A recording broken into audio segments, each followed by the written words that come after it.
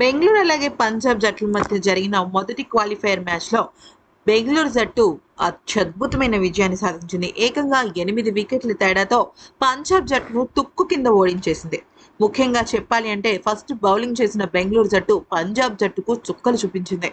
అసలు వాళ్ళు 100 పరుగులు చేయడానికి నానా తంటాలు పడ్డారు. వాళ్ళ జేజమ్మలు కూడా దిగి రావాల్సిన పరిస్థితి ఏర్పడింది. ఆ తర్వాత అవలీలగా అలవోకగా బెంగళూరు జట్టు గెలుపుని సాధించి నేరుగా ఫైనల్స్లోకి అడుగుపెట్టేసింది. కానీ పంజాబ్ జట్టు పాయింట్స్ పట్టికలో నెంబర్ 1 స్థానంలో ఉన్న కారణంగా ఇప్పుడు క్వాలిఫైయర్ 2కు అర్హత సాధించింది. అంటే క్వాలిఫైయర్ 1లో ఓడిపోయిన వాళ్ళు క్వాలిఫైయర్ 2 ఆడతారనమాట. అంటే ఎలిమినేటర్ మ్యాచ్లో ఎవరైతే గెలుస్తారో వాళ్ళు క్వాలిఫైయర్ 2 ఆడతారు.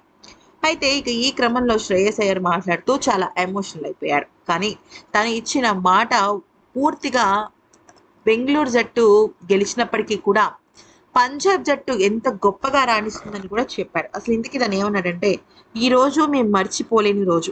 మాకు చాలా పెద్ద గట్టి ఎదురు దెబ్బ తగిలిన రోజు. కానీ మేము మళ్ళీ మా బేసిక్స్కి వెళ్ళాలి.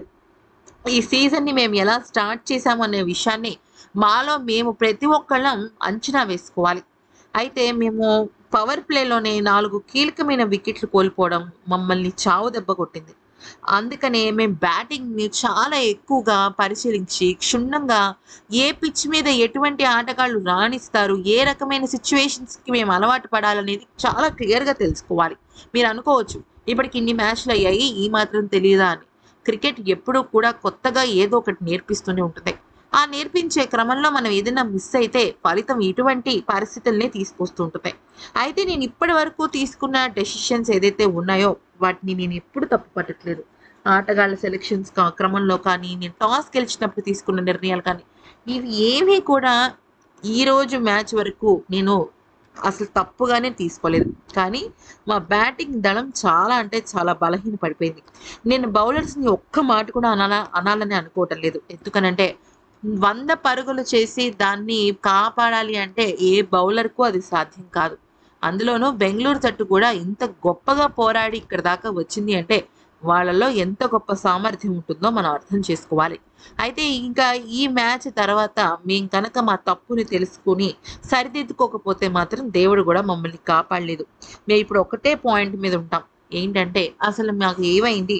ఏ రకంగా మేము పరిస్థితిని ఎదుర్కోవాలి అనేది ఇక్కడ చాలా ఇంపార్టెంట్ విషయం.